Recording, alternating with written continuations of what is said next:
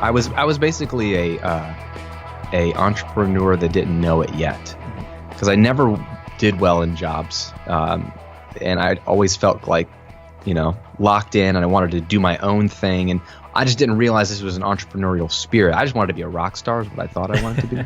But it turns out entrepreneurship is almost as fun, if not more fun, than being a rock star. And so I didn't look for a job. I tried to freelance my way out of it. And then when I saw momentum with this. All right, welcome to the Brands That Book Show, where we help creative businesses find more clients and build their brands. I'm your host, Davey Jones, and today's guest is Graham Cochrane, a business coach and founder of the Recording Revolution. Graham's talking to you today about how to create compelling content for your audience. So, I've been, as soon as I came up with this idea for a podcast, you were one of the guys that I wanted to reach out with and talk to, just because I think you have such an incredible story. I mean, you have so much stuff going on. I mean, with the Recording Revolution, which this audience might not be particularly familiar with, but you can find a link to that in the show notes, and I would encourage everybody to go and check that out. But you have the Recording Revolution.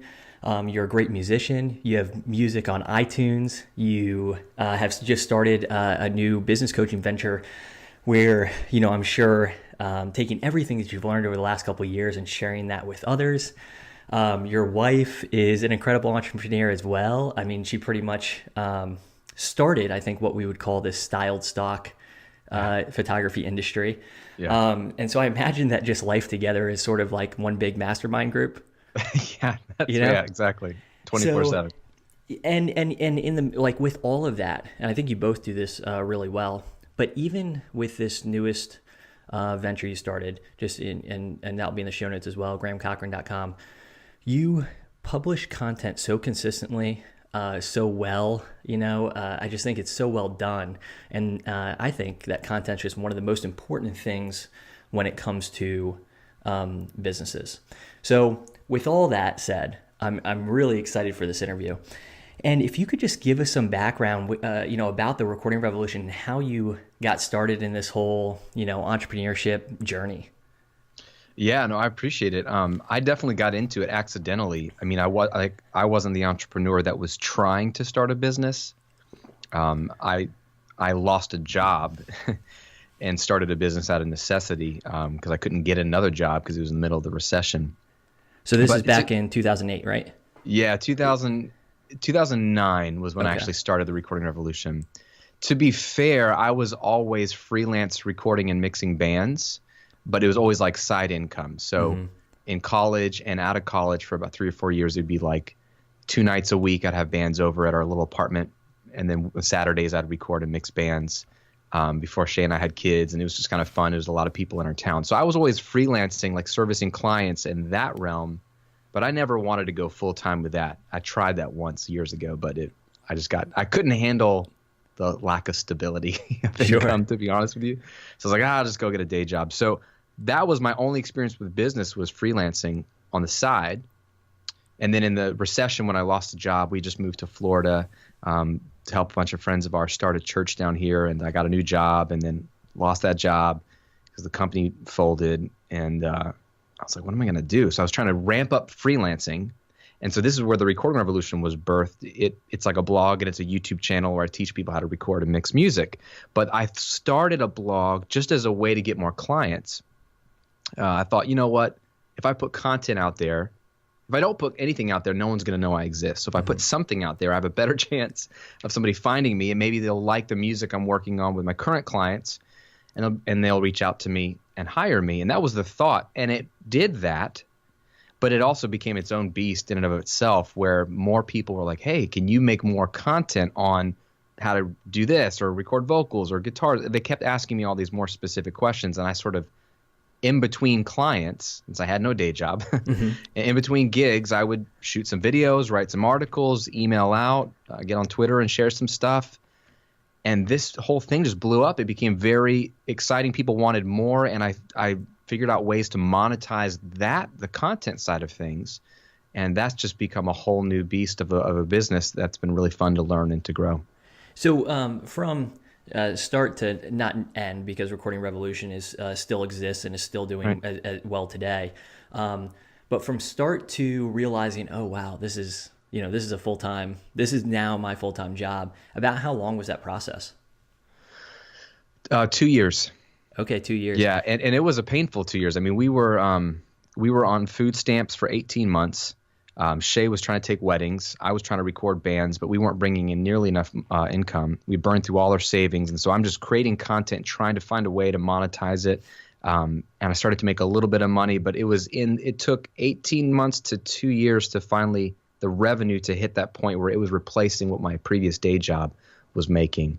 So it was probably a 2-year process. And during that 2-year process, like, because you had mentioned that you had given this freelance thing a shot earlier on, and it didn't work out, and you didn't like the, not having that stability.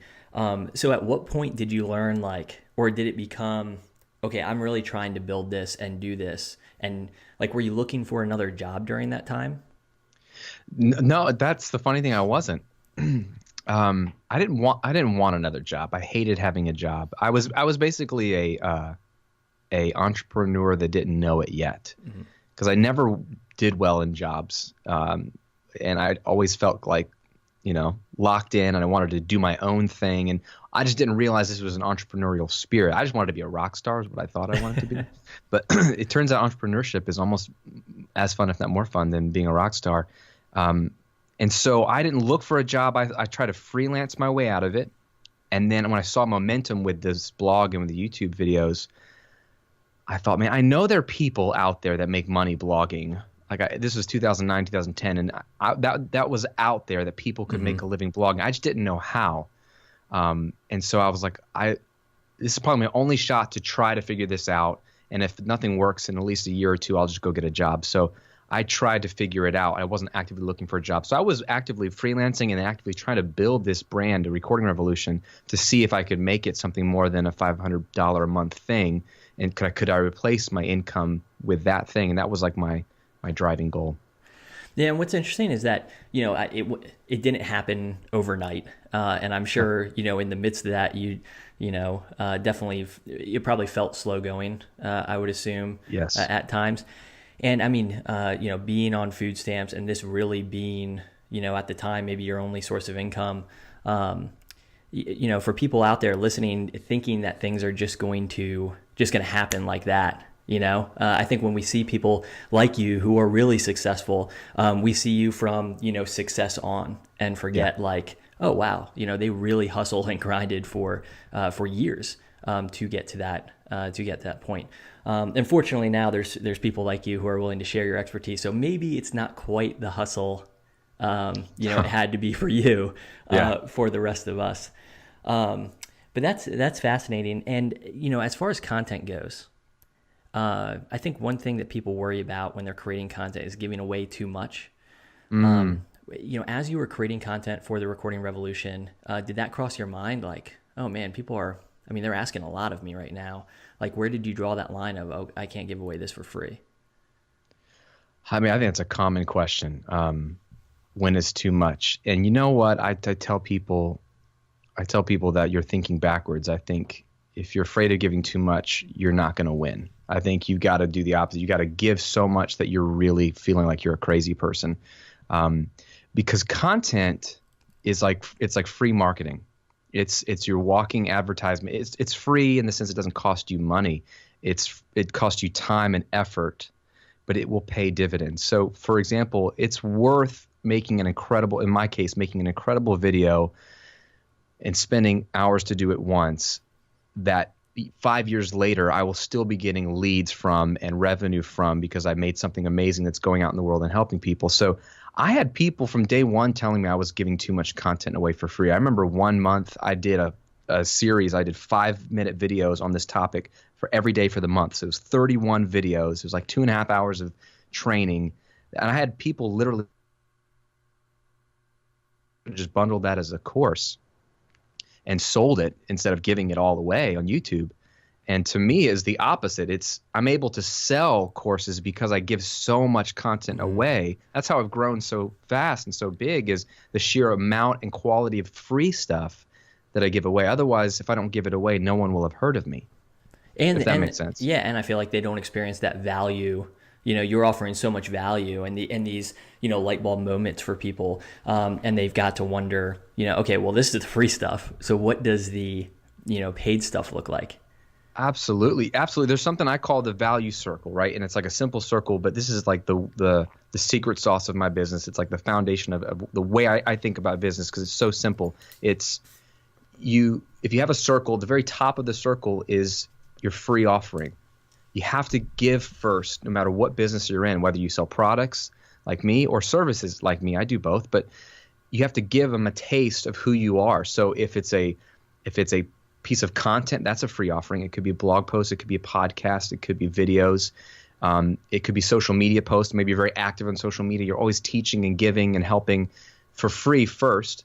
It could also be like a free consultation or like a free shoot, a free something. Like you're showing them the goods first, where you're transferring risk from them to you. You're saying, look, let me give you something for free and you could take it and run. But that's how you do business, is you transfer risk from the potential customer to yourself, so they feel real comfortable. So you give first. That's the first part of the value circle, and it's got to be valuable. I think that's another part. We might not want to skip that. A lot of people give free stuff away, but it's just kind of crap, if you think about it, or it's just thrown together quickly. You want your free stuff to be really like better than other people's paid stuff, really good. And I think, Shay, for instance, does this, really well. She can show us, how to take these beautiful styled stock images, and that certainly does add value. It's nice to be able to know how to do those kinds of things. But at the end of the day, we're going to go to her because she does it so well, and she has it just kind of on demand. So we're still going to go to her and buy those things, even if she were to show us step by step how to create those images. Absolutely. But we're afraid to give because we're afraid if we give the good stuff away or give something good away, then they're not going to have a reason to buy. And I just think it's the opposite. If you can get over that fear, giving people are magnetic, they're attractive, their businesses grow, and you're giving someone a taste of like, oh my gosh, this person's amazing, and they will think of you and want to go deeper with you. And that's the second part of the value circle, is making a valuable product or service, which if you're listening, I'm assuming you have, and you're trying to get more people to see the value in that product or service. You got to start by the free offering, and it's always starts with value, and then from there you want to over deliver. And from there, that leads to income and referrals, and it goes right back up to the top again of another free offering that's amazing. And it's just a beautiful, virtuous cycle that's not centered on you. It's not centered on your business. It's centered on the potential customer or client and just hooking them up from day one. And so this is something that you learned even back, 2009, starting the recording revolution. Do you think that's still relevant today? Do you think content is still, one of the best ways to grow your business today? Even more so today. Even more so, yeah. There's more content than there was. There always is going to be more, but it's the most important thing you could do for your brand. And you look around, like every brand, the Home Depots of the world, like totally different businesses than you. The Home Depots, the Banana Republics, the Apples, whoever it is, they all need content because we're always consuming content on our phones or wherever. They need images that are beautiful. They need posts on social media. They need videos. They want to be creating content from day one and always, because that's how people see them, discover them, or remember them, or keep them top of mind. So creating valuable content, and it doesn't have to be educational stuff like I do. It can be motivational stuff. It can be entertainment. That's content as well. Some of the biggest YouTube platforms is just funny people on YouTube, but they are creating content. It could be, a little taste of the product. I mean, it could be anything, a little taste of the service. But yeah, content is the key, because otherwise no one's going to know about you. And then what people are doing is, and I'm not going to go on a soapbox here, but just as another example, people are jumping to like Facebook ads to get leads. And that's because they don't have a content strategy. It's like, well, I guess I have to buy leads. And I'm not saying you shouldn't ever buy leads. I'm just saying like it's a lot simpler than that. You don't need to give Facebook your money. You need to give people free, good content and commit to it and own it and make it valuable, and it'll be your own lead generation machine versus having to pay Mark Zuckerberg to get leads. And if you don't have something that's valuable to give away, it doesn't matter how many Facebook ads you run, they're not going to, those leads aren't going to generate into anything. Exactly.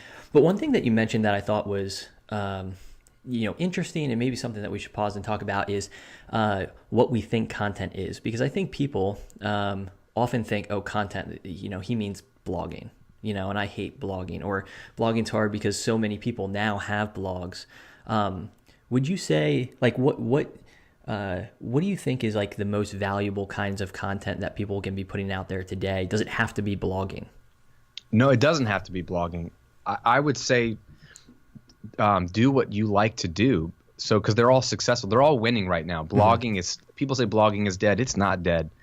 There are some massive blogs just continuously generating leads and millions of dollars a year through just good old blog posts. Sure, and ironically, people who are they're often blogging that blogging is dead. That's the grand irony of it all. Oh, it's so sad. So blogging is alive and well. Podcasting, which I thought died in 2006, came back like in 2012, 13, 14, 15. It's alive and well. We're doing a podcast right now. So if you would rather just get on and talk and share, if you're a really gifted communicator, it might be faster and easier for you to just get a microphone and hit record and go.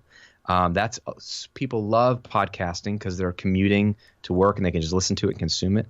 Video is growing. So if you're really good on camera, if you really connect with people, having that visual eye contact and hearing their voice and seeing their face looking at you can be very powerful. But if the video is overwhelming to you and it's easier for you to just grab your laptop and go to Starbucks and bang out a post where you don't need lighting, you don't need it to be quiet, you could do it on a plane, then blogging is good. Or if none of those are good, own social media. Pick one platform and say, I'm going to own Instagram in my niche, or I'm going to own Facebook or wherever you are, and then commit to creating content there. Because the point isn't the medium, because they're all really working great right now, and we can come up with a million examples of people who are winning in all of those. It's more about what can you commit to consistently and fits your talents and your workflow. So for me, I do a little bit of all of it, but I found my content also does well on video, and I like the videos because I can just hit record and go for like the Recording Revolution stuff. The video content for my new brand, for the business coaching stuff, takes a lot more work than the Recording Revolution stuff for me. And is there a reason that it takes more work than? Well, I feel mostly because I feel like the concepts are harder to teach. Mm-hmm. Like on the audio, to me, it's like super black or white, like do this, do that. In business, there's a lot more junk I have to get people through, a lot of bad advice, bad tactics and strategies, mindsets, insecurities. So I have to navigate a lot, believe it or not, just to talk about business. So I have to do a lot more time outlining the content and really zeroing in on what am I going to say, and then filming it, after lighting and all that kind of stuff. But to me, I made that decision because I like to be on camera and I like to communicate that way and I like to consume content that way. But if that's too much of a hassle for you, you could do any one that fits your skill set and fits what you can commit to regularly, because that's the thing that I think people get wrong is they're like, oh, Graham, I don't want to blog all the time, every day. And I'm like, dude, don't. You don't need to. It doesn't matter how much you make content. It matters is, are you consistent? Will you still be making good content 10 years from now or not? If you will, you're going to win. If you're going to burn out after 6 months of making an amazing podcast and giving up, then that's not a good strategy. I'd rather you drip it out over, once a week or every 2 weeks, but consistently be able to deliver than just going buck wild and getting overwhelmed. Yeah, I think so much of it is that consistency and persistency in showing up, and doing the work and realizing, as we mentioned earlier, it's not necessarily going to happen overnight. But if you continue to show up and you continue to provide value, wherever that value is and through whatever medium, I think eventually people are going to show up and people are going to start listening. But moving backwards a little bit, so, especially maybe talking about the Recording Revolution and even now, how do you decide like what kind of content, to create? One thing that I've always been, so surprised about, I think that a lot of times in business, the assumptions that we make are wrong initially, or they're not as true as we thought they would be. And so, for me, I just found it's been an important skill to develop, realizing, okay, this isn't working. Why isn't this working? And trying to figure out, okay, what is it that people want to consume? How did you go about doing that so successfully in the Recording Revolution and now successfully in, GrahamCochrane.com? No, that's a great question. And I think you're right. We're wrong. Our assumptions are generally wrong. So I tell people, don't guess, just ask. And so create a culture in the way you run your business where you're always checking in on social media. It could be just an Instagram story post like, hey, like I was coaching a client the other day and I was like, just get on Instagram and ask If you could sit down and have coffee with me and ask me one thing that's frustrating you right now, what would you ask me about? Because we were trying to figure out what kind of content for her to create. And so it's just a simple question on social, and she'll get all these responses of like, oh, I really want to know how you do this, or what about this, or I'm struggling with X, Y, and Z. And we get Google Doc pages of word for word. They're telling you what they want. And then what you do is you just go make content on those topics. And when the content comes out, they'll email you and say, oh my gosh, you read my mind. This is exactly what I need. And it's just because you asked them and they told you and you went and built it for them. So that's sort of it's an ongoing thing. Like, it's not like you poll your email list once. It's not like a survey that you do once. It's like a culture of always checking in with them, and then always looking, if you post social media posts or if you send out emails, like which ones get open the most, which ones get the most engagement, what do people really like, what do they respond to, and being aware, and then saying, there's a million things I could create content on, but if I just ask people and they tell me what they really want to know or what they really love to consume, don't reinvent the wheel. Just give the people what they want. And you'll probably, over time, this is why making content for a long time helps you, even if you're not doing a lot of training and tutorials like I am, but just being a voice out there for long enough, you start to discover your voice. You start to discover your wheelhouse. You start to discover the few topics or trends or the one thing you said that people are like, man, the way you explain that, or your stance on this is so unique. You don't know till you put it out there and then see what comes back. You start to learn yourself, I think, from creating content over time, and then you can just kind of dial in from there. So I'm always asking my people to tell me what to make. Yeah, and I think that a lot of people feel like they have to have that kind of stuff figured out before they ever create content. But I love that point that this is the kind of thing that you're going to figure out once you jump in and do, and you might write a couple blog posts thinking that they're going to be hits and they're not. And it's don't give up then. You figured out part of it. This is what people are not interested in, and you make those tweaks and move on. But along the lines of asking, what are do you have any tips for figuring out, like, people give you information, they say, oh, I'd love to hear this, or I have this question for you, and sometimes I find that some questions I could answer them, but maybe they're not really in my wheelhouse, or they're not really what I want to do.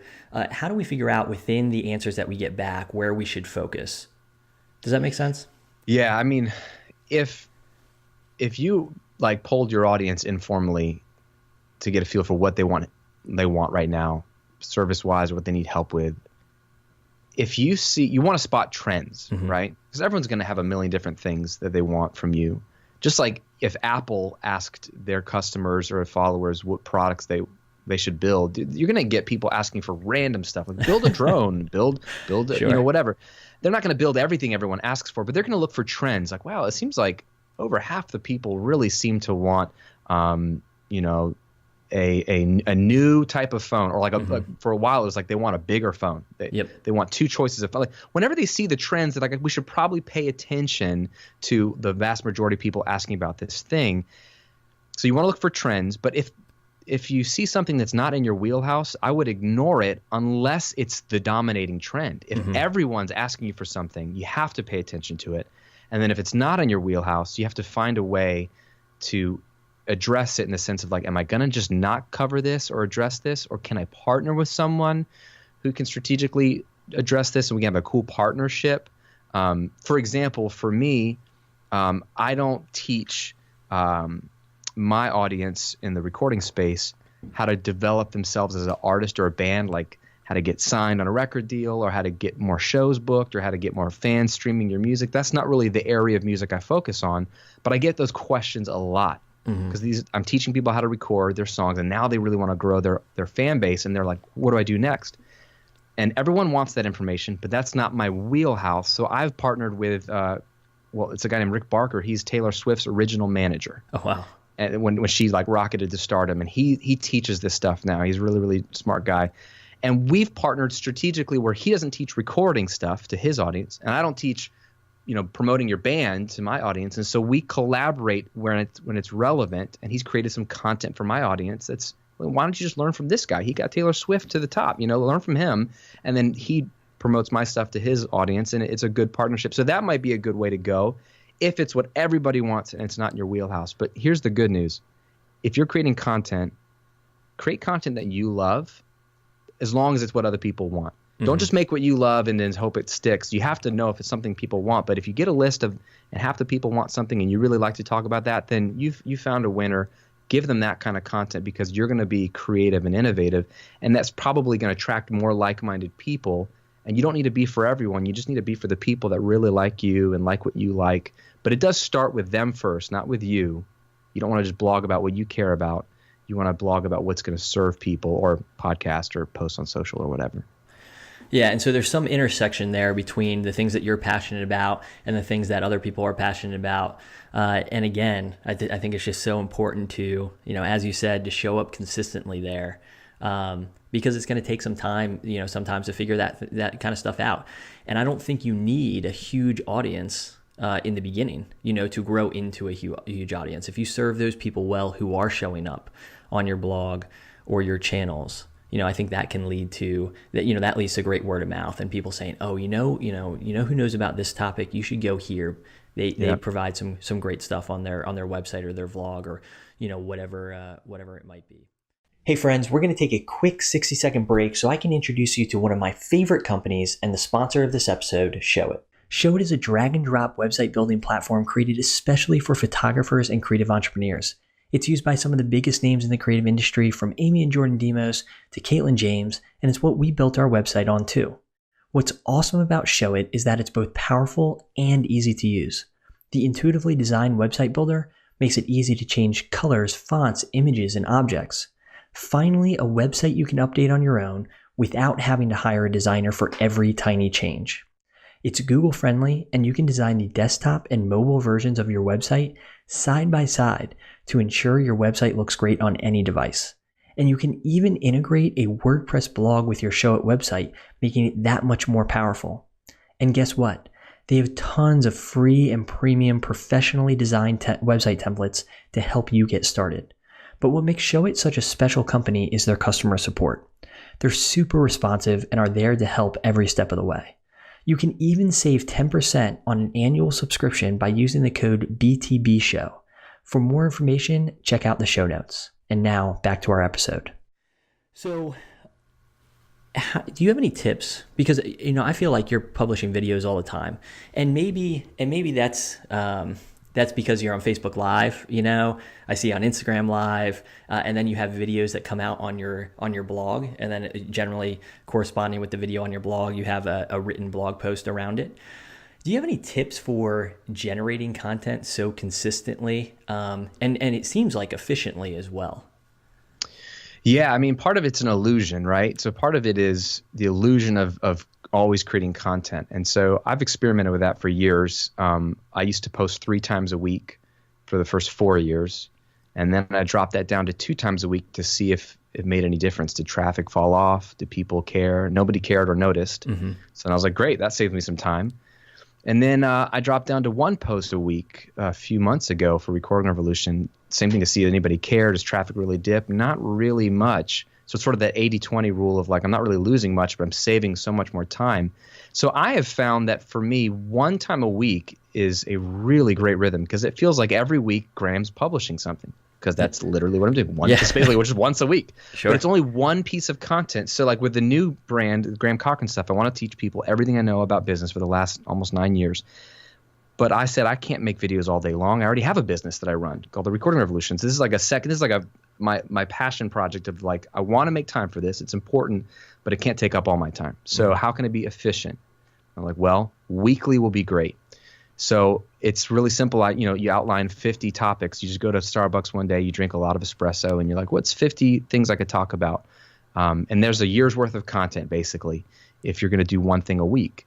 And now I have a list of really, really good stuff that I could pull from at any point. I could always change it up or add something. But I got a running list. That's step 1. That way you're not having to come up with something every week, because you waste time doing that.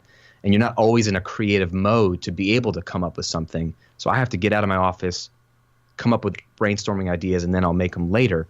But then for me, I'm a very scheduled person, so that I have the freedom to do what I want to do with my life. So every Monday morning at 9 a.m., I come in and make content for Recording Revolution. And I'm done by 2 in the afternoon. Every Tuesday now I'm making content for GrahamCochrane.com, and it's, again, 9 to 2, and I'm done. And that's where I'm creating the one main piece of content, and I'm usually a week ahead, so something goes live that day too, but I'm a week ahead. But then once it's out, I'm going to email it out to my list. I would jump on Instagram Live and just talk about the same things in the video. I'll just like highlight one of the points. It'll be a little more casual. Maybe I'll answer some questions. I'll jump on Facebook a couple days later or the next day. But I like Facebook Live and Instagram Live because I just like to just turn it on and roll and just talk. And it's basically getting the same message for that week out there a couple different ways. It seems like I'm active. It seems like I'm available, but I really don't spend much time on social media or on email or in making content. I literally put on the blinders most of the week, but in those 4 or 5 hours on Tuesday, that's what I'm all about, making this really good video for Graham Cochrane, and then I forget about it and move on. Yeah, and I feel like content has more legs than we think that it's going to have. I think sometimes people publish something to their blog post, to their blog, and then just expect, okay, well, people read that there, so I can't talk about it anywhere else, because then people would just feel like I'm saying the same thing over and over again. And that's very rarely the case. Like, have you ever had somebody show up on a Facebook Live and be like, dude, you're talking about this again? No, never. And it's funny, Ramit Sethi is a talented speaker and author and voice in the entrepreneur space, but he said something that resonated with me a few years ago that like blew my mind. He was talking about this exact thing about like, if I get invited to speak somewhere and I'm talking about a topic that I already have a course on and my book is about and that blog post is about, and what if they've heard me talk about that before or previously? And he said, man, you should be so lucky that someone gets to hear your message twice or hear your thing twice. Most people don't get any audience. And if someone hears you twice, you should be so lucky. And it was just like a shift in my mind of, you know what? I suffered from over-publishing. I published so much content but under-promoted. Mm-hmm. So I had so much going out, but then it got buried in my blog. Nobody knew about it. What a waste. And I'm shifting. Over the years, I've gone the opposite now. I make less content, still consistently, and I still like weekly, ideally for me. But now I'm trying to do a better job of promoting. And then I'll dig back an old post and bring it back out and remind people, or jump on social and talk about a thing that's still relevant today that I maybe posted about 4 months ago, because someone is new and they've never seen it before, or they've never thought about it before. And it's just repurposing content that's still valuable, because it's not about old or new. It's about, is it valuable or not? And that's what matters. Yeah, and especially a lot of the stuff that you're creating, not only for a couple months, but I imagine for a couple years would be valuable. Especially, I mean, some of these principles are things that you learned when you were starting the recording revolution back in 2009 that are probably still as relevant today as they were back then. And then in addition to that, I think for some people it's a matter of hearing it multiple times through different mediums, said a different way, and so maybe, somebody's listening to one of your videos and it doesn't click then, but they see you on Instagram Live and in a casual way, you've rephrased it a little bit, and then all of a sudden it clicks. And absolutely, we found even with photography, there's a couple weddings that we've shot. They're still some of our favorite weddings. They were beautiful weddings, type of clients that we want to work with, type of weddings we want to shoot. And, back in 2014, why wouldn't we share that today? It's not like those pictures are any less good than they were, back then. So I think that's so valuable, is that your content has more, more live time than more life than you would, than people generally expect. But, with that said, do you have kind of a formula that you work on, or do you just kind of jump on? Do you make sure you hit different platforms? How does that work? For sharing content? Yeah, for sharing content. So you have your main piece of content. Uh-huh. What are your primary vehicles for getting that content out there? What are your primary channels?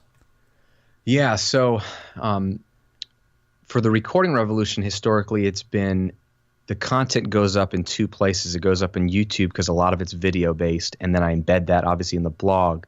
And in the beginning, I had written articles and videos, and I felt like both were getting traffic. I saw over the years that YouTube has become my biggest source of traffic. So just by posting the videos every week there, it's almost like a social media platform, and people are finding it, sharing it. So it kind of is built-in social media over there. That's my biggest following, is on YouTube for that. But I would, every week for that, it's post it on the site, email it to my list, which is something I didn't do for years. I figured they're already on my list. I won't bug them. They're probably going to go to the site anyway and check it out because they bookmarked it and they watch my stuff every day. And it turns out people don't go to my site every day. They got busy lives and they don't really care about me that much. So I realized if I email it out to them, even though they're already on my list, they're like, oh my gosh, thank you for sharing. This is a really good post. And it only establishes that relationship. They might become a client or a customer in the future. So sharing with my email list, number one. And then I would put it on Facebook and Twitter was all I've been doing for Recording Revolution. Instagram came along, and that's because it was the age of when I started. It was 2009, and it was just YouTube and Facebook. And then Twitter was really in its infancy then, and I hated Twitter at the time because I didn't get it. But I got on it because that's where everybody was at the time. So those things I hit hard. For the Graham Cochrane stuff, I'm still figuring that out. I like Instagram now because it's less crowded and cluttered, and I like – what I love is the stories in this Instagram live because I like talking to people. I love the live aspect. I love how quick and casual it is. So I'm playing with that. But what I don't love is that Instagram live stories disappear. Yeah. And so you make the content once and it's gone. And whereas a Facebook live, I can do the same thing and it lives on forever. So it has a little more longevity there. So I'm doing both Instagram and Facebook. I kind of decided to not focus on Twitter for this new brand. I thought I would because it's my personal favorite is Twitter, but it's just too much for me. And it's not really a good use of my time to just spread myself over all these social media platforms. I really should ideally pick one and be there all the time. That makes sense, all the time that I have to give. But right now it's Instagram and Facebook are where I'm just resharing the stuff and just engaging a little bit with them. Yeah, and the nice thing about Instagram and Facebook is that they're integrated pretty well. I mean, obviously, because Facebook owns Instagram and all of that. And I will say about Instagram, one thing that I've liked, and I think it's a relatively new feature, or maybe I just noticed it recently. But on the business accounts, you can save your stories into, and I forget what they're called. Essentially your highlights. Yeah, your highlights. That's right. And so there they live on a little bit more, and you can kind of create different categories of those. Yes. So we've been getting into that a little bit more and exploring that feature some more, just because it, like you said, it provides a little bit more longevity for those stories instead of them disappearing after 24 hours. Yeah, they don't do that with the live ones though. I wish they did. Like they don't do that with the live highlight ones. your regular stories. Yeah, but maybe they'll change that. Yeah. So for video, how did you get comfortable with video? One of the things that this is one of my goals. I've said it on a couple different different episodes now, but one of my goals for the year is to get more comfortable with video. And I feel like that's why I like writing so much is I can go back and I can revise a blog post as many times as many times as I want. You're only going to see, what's a pretty polished version. Yes. Whereas with video, I'm like, oh man, that's not good enough. I look silly there. And then I feel like I have to do it all over again. So how did you get so comfortable, talking on video and publishing that? And you do it, you do it so well. Oh, yeah, I would tell anybody. Thank you. I would tell anybody to go to the Recording Revolution's YouTube channel and look for the oldest YouTube videos you can find on that channel. Sort it by date. Go to the oldest ones and look at how awful they are. Look at how the video quality is awful for one. But let's just take quality aside. Like I sound bored. I look like a deer in the headlights. It's just awful. I'm so awkward on camera back in 2009, early 2010. So you learn it. You get more comfortable. I mean, if you think about shooting a video, it is a awkward thing to look at a camera lens and talk to it. It's just strange. You're talking to yourself. There's nothing natural about it. So I don't think there's anyone that comes out of the womb naturally able to get in front of the camera. Even if they get it quickly, it's awkward at first. So it's like we were talking about. You have to just do it and make some stupid videos, some ugly videos, some awkward videos.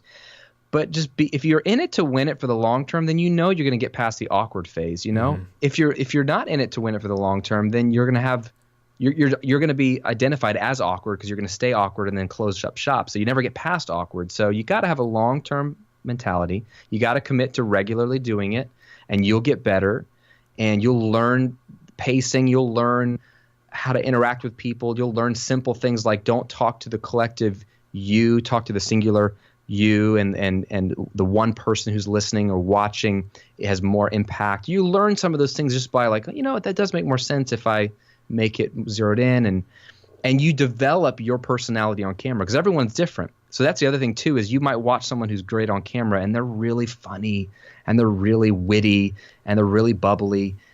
And you're like, man, that's not me. I'm more introverted. I'm more serious. And that's okay. The only thing on camera, you do have to pump it up a little bit more, but you don't have to be someone you're not, because again, you're not trying to attract people that are different in the sense that you want to attract the right person. And some people are attracted to more serious people than they are to the bubbly person. So you can kind of develop your own voice too.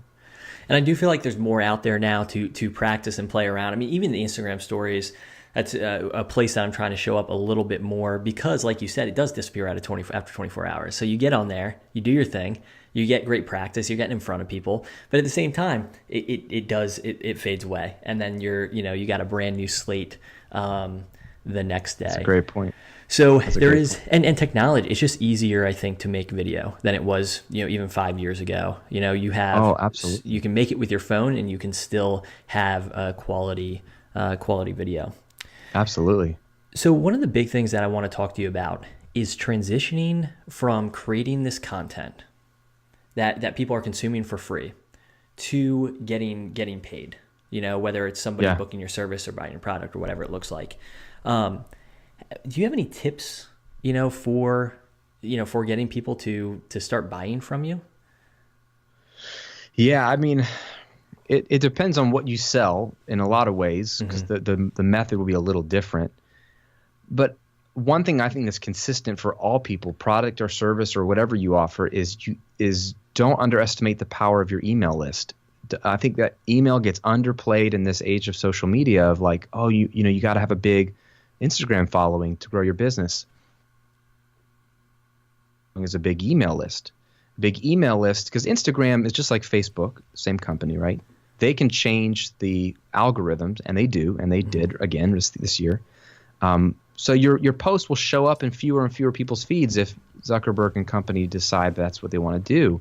You don't have control over actually the audience that you've built there. So you could build 100,000 followers on Instagram and then next year lose access to interact with them based off of a company's change in policy. And that's their prerogative, because it's their land you're playing in. Or they'll start to make Instagram like Facebook. Well, pay us. We'll boost your Instagram post, so then people will see your stuff. When that happened in Facebook, it just was proof for me. My web traffic cut in half, just because I wasn't doing ads or anything. I was just posting my stuff there. But now 3 to 10% of my followers see my stuff. Even if they've liked your email, page, on the other hand. Oh yeah, I have 100,000 followers on Facebook, and most of them will never see what I post. Yeah. Just because the rules changed. They're like, "Did you stop posting?" I'm like, "No, it's just Facebook," and I'm not going to pay Facebook. Yeah. I don't want to play that game because I just feel like it's. But they're allowed. I'm not mad at them. It's a business. Sure. But it's their playground. So if you build your business on social media, just know you're building it on someone else's playground. If you build your email list, however, you own that list.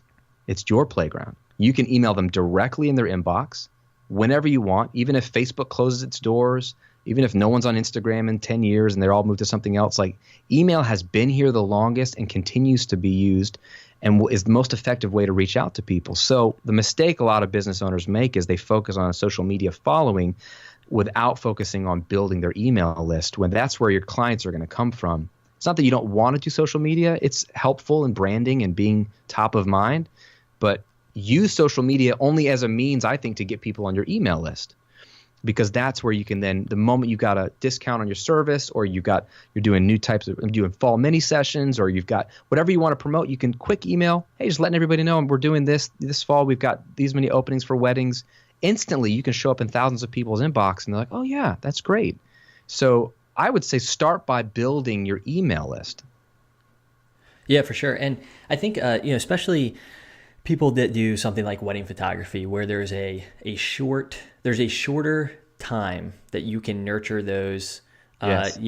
those people on your email list before they buy, because you can't spend, if we're selling a website, for instance, if somebody signs up to our email list, I might spend 2 years nurturing them before they ever purchase something from me. With weddings, it's a little different because you can't spend 2 years. The person's already going to be married by then.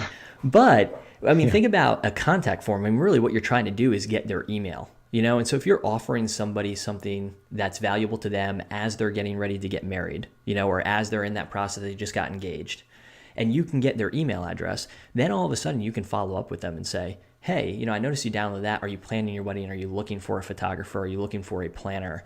Can I can I help in any way? And so I think it's still an effective strategy for somebody who's dealing with maybe a shorter sales cycle, so to speak. But especially for somebody who is a family photographer and people are going to be wanting, Christmas mini sessions for their, pictures for their Christmas card every single year, for sure.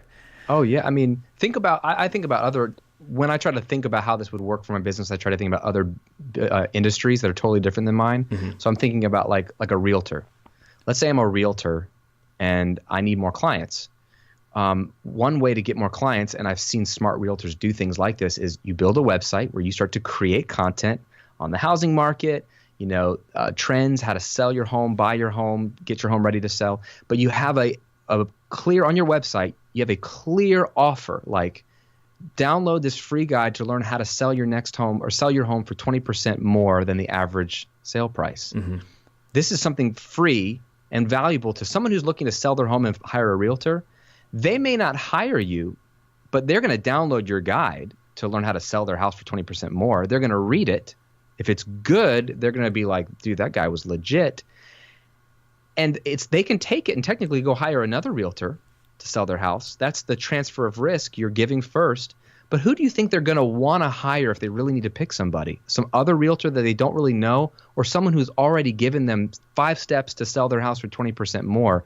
They have trust with that guy that gave them the guide, or that gal. So they're going to probably want to hire that person. And that's how, if you're listening to this, that's how I would say to think is, what does my target customer, my ideal client, want that I could give them for free right now that would establish trust? They would download it in a heartbeat and they would exchange their email address for it. That way, at the very least, I'm building goodwill, adding value, but now I can contact them, like you said, whenever there's something new I want to offer. And one thing I do want to talk about, kind of along these lines, that I think you do really well on your website and in general, is your call to action. Especially when creating content, again, just kind of this expectation that we're going to put something up, it's going to be on our blog, a bunch of people are going to go read it, and then they're just going to know, oh, I need to reach out to that person, or I need to, do this. And I think we forget people need to know exactly what the next step is that they should take.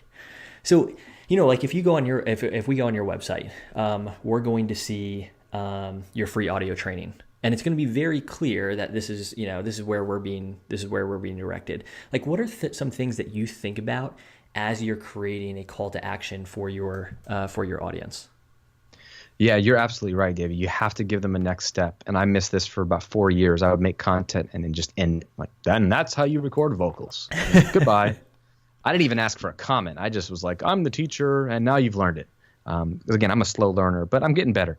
But the call to action is so important because after the end of a piece of content, even if it's just an encouraging post on social, you want to engage them. You want to get a relationship going, and you could ask them to comment, hey, let me know your thoughts. What do you think about this? That would be a simple call to action. Leave a comment below. Let me know what's the number one thing that you struggle with as it relates to losing weight or, getting ready for your wedding or whatever it is. You can ask them to engage with a comment. But what really is going to drive your business is get them on your email list. So most of my content that goes out there, I'm always ending with, I just gave you something valuable. Let me give you something else valuable. If you like this, so if I'm doing a video on GrahamCochrane.com, this is a great example, and I'm teaching you how to get more traffic to your website. At the end of that video, I might say, look, not only do you need more traffic to your website, but you're probably going to try to want to be able to monetize that traffic and turn them into customers or clients when they get there. And how do you do that? How do you monetize your thing? Well, let's go a little bit further and let me give you my free audio training called Get Paid to Do What You Love. And in this training, I'm going to walk you through the 3 steps to turn your ideas and knowledge and what you love to do into a monetized business. And it's free. It's 45 minutes. Download it here. And so I'm offering them another valuable thing. That's the call to action, is let me give you something else. Why don't you take this thing? But to get that thing, they have to just enter their email address. So it's another step in the relationship. So always content needs to have a purpose. And the first purpose should be to serve and to add value. And then it should end with a purpose, which is to get people to go deeper with you in the relationship. Give them the opportunity. And I didn't take that opportunity for years. I've got hundreds of videos on YouTube that are great, but they don't have any call to action. It's only in the last few years that I got better at that. But that's how I've built my email list even bigger, and that's how I've built revenue even bigger. So I would say, yeah, definitely give something more valuable. And if you don't know what to give, think about, just like read one of your blog posts or listen to a podcast of your own and say, what would be something cool I could naturally like give to them at the end of this specific episode or this article that would take them deeper, and it might give you an idea of what kind of content you could offer for free. And as you started to add call to actions to the end of your different pieces of content, what effect did that have on your business? I mean, I'll tell you, last year, 2017, I really got even more intentional in my call to actions. I used to be like a generic, join my email list, if you want to know more, get my best stuff. I turned it from generic that to I created a bunch of different free valuable things that were more relevant to the video and say, hey, why don't you download this if you want to go deeper with this? I quadrupled my opt-in rate. For a few months, it was 5 times the normal amount of people who are opting in, which means my list grew substantially very quickly. And then that gets more people through my sequence where I'm able to offer them courses and trainings and stuff and sales. So it's been it's been night and day. Because if you think about it, if you are so lucky, to quote me, if you're so lucky that someone's watching your video or reading your article or listening to your podcast, then, they clearly like what you're doing. Mm-hmm. So don't just stop. Give them something else to go deeper that's free. Don't say like, if you like this article, why don't you buy my thing? I don't think selling works really well in a blog post. I don't think selling works really well in a video, like a YouTube video. Mm-hmm. They're not in the mindset to buy. They're in the mindset to learn and enjoy and consume. So selling works better, I think, in email. Yeah. So get them on your email list by offering them something new and just get that process going. And I think that makes sense too. Like in a blog post might be the first time they ever hear of you, or they might still be getting to know you or becoming familiar. I think it's often compared to dating, and that would be, early on in the relationship. But it makes sense, when somebody's ready to give you their email address. At that point, they know you and they trust you. They've most likely consumed something from you that has been valuable for them already. So they trust you a little bit more. And so I love what you're saying there about a call to action being, relevant to that stage of a relationship that you're in with that person. And that's why, on the homepage, it's maybe not necessarily the best place to say, hey, book me now. You know, that's probably because when somebody lands on your homepage, especially for the first time, and they're just getting a sense of, what you do and what you have to offer, it makes more sense to give them an awesome audio training, telling them, how they can get paid to do what they love. Absolutely. I mean, think about it. The average attention span when they land on your website, if you're lucky enough that someone gets to your website, again, if you're lucky enough that they get there, they're gone in less than 5 seconds on average. So you got to be very strategic. Well, what are you going to show them? What are they going to read at the very top? You're not going to want to talk about yourself. You're not going to say, follow me on Instagram. You're missing an opportunity if you don't have a giant, amazing, benefit-driven headline at the top offering them something valuable for free.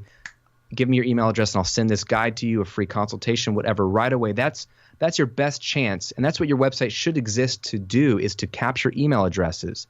Because then, and only then, can you let them know about other great blog posts you have or other podcasts or eventually services and products. So this is I look at so many people's websites and they're like one giant business card. It's like a giant digital business card, and it looks beautiful, but it's not functional the way it should be. The most important function of a website for a brand is to capture an email address.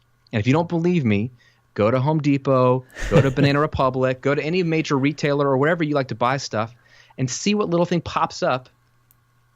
What do they want? They don't pop up and say, follow us on Facebook. They pop up and say, get 10% off your first order by entering your email address. Everybody wants an email address because they know that that's the most important thing. Because I'm not going to go back to Banana Republic, but then I'm going to get their emails every week. Sale, President's Day sale on, khakis. It's like, oh, okay. They can stay in touch with me now because they have my email address. And I don't even remember when they got it, but it was probably something valuable. They gave me like a discount or something. And I think that's a giant missed opportunity for brands, is a misuse of their website.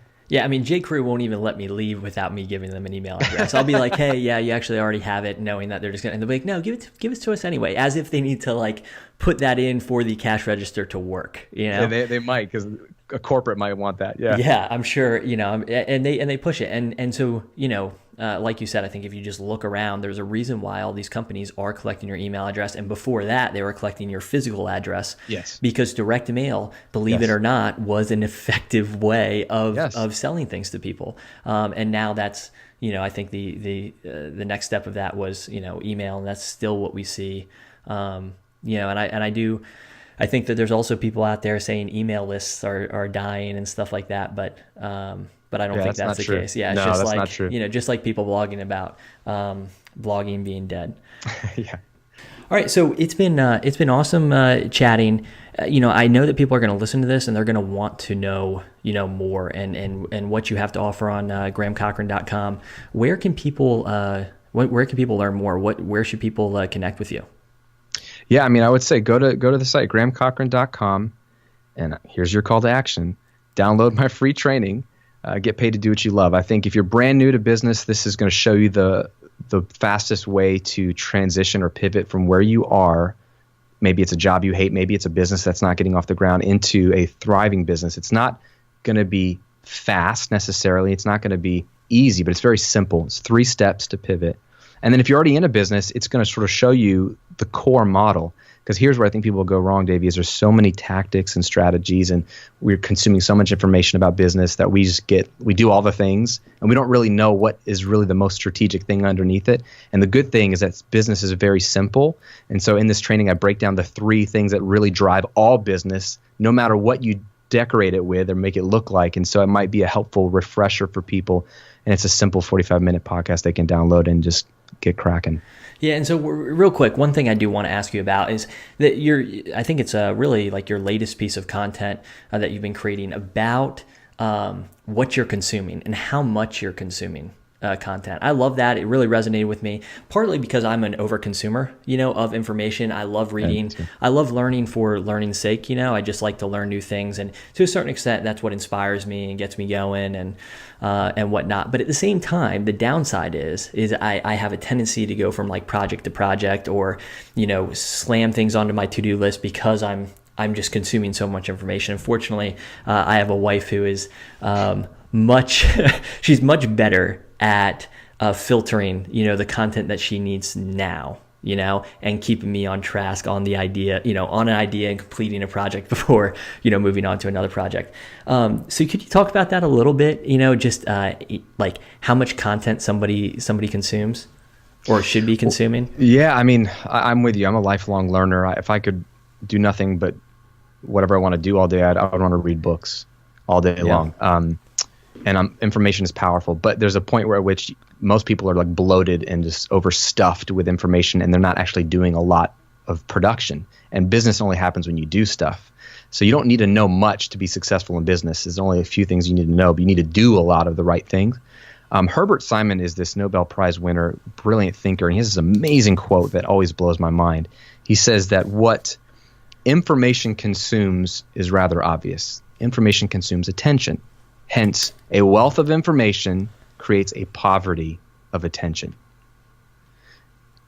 And that's the era we live in. If you have tons of information at your fingertips on your phone or your computer, and if you're consuming tons of information, then you have a void of attention. Mm-hmm. And you need to have attention and focus to actually create massive output in your business and life. So I think a lot of people, I think social media is part of the problem, but we willingly just consume, or we buy all the courses or go to all the webinars or all the conferences. And I'm not knocking any of those things, but if that's all you do, or 80% of what you do, and then you have a hard time like getting the business off the ground, you might want to look at your lack of attention as because you're consuming so much. You have a wealth of information. And I think underneath all that, and we could talk about this on another day, sure. I think underneath all of that consuming of information is just fear and insecurity that I'm not good enough, or I don't know the right things, and I don't want to make a mistake. And I'm here to just tell you that it's like I'm not that smart, and business is not. I didn't figure this thing out because I'm a genius, and it's not luck either. It's like a real simple, tried and true, serving people, creating value. But I do a few simple things every single week that continue to drive the needle forward. And I ignore most information. I ignore most tactics and strategies. I'm not completely unaware. I just know that I don't need them to drive sales. When you find something that works, just do a lot of it and protect the attention and focus that you have. Don't let it be consumed by all the information available to you. Yeah, and I think you're such a great example of that, showing up, creating consistent value for your audience, and then repeat, And, I think we met at a business retreat, and where we were all kind of sharing different stuff that we were, that were our strong suits. And I remember you were one of the highlights of that business retreat, certainly for me, in what you were teaching. You were talking a lot about email lists then. And then I know you spoke at Creative at Heart this past conference, and I know that you were the talk of that conference for a lot of people, and how much they enjoyed your talk then. And you're back at Creative at Heart this year as well. They let me come back as a keynote this time. That's great. Well, I mean, I think that's a testament to how many people enjoyed your breakout session, that now you're back as a keynote. But I remember people filtering out of that and really enjoying that. So we have your website, downloading that free audio training. You're on Instagram and Facebook for sure. Is there anywhere else, or have I covered everything there? No, that's it. Yeah, on social, it's at the Graham Cochrane for Instagram and Facebook. Yeah. Okay, perfect. Well, at some point, we're gonna have to have Shay on here for sure, and maybe both of you. I've loved the videos that you guys are doing together. But I encourage everybody to go to grahamcochrane.com, download that free audio training. And I think really, regardless of where you are in your business, that you're going to find value there. So I encourage you to do that, and you can find all this stuff in the show notes. Thanks, Graham. Awesome. Yeah, thanks for having me, Dave. Cool. Well, thanks for tuning into the Brands That Book Show. To stay up to date with the latest episodes, make sure you hit the subscribe button.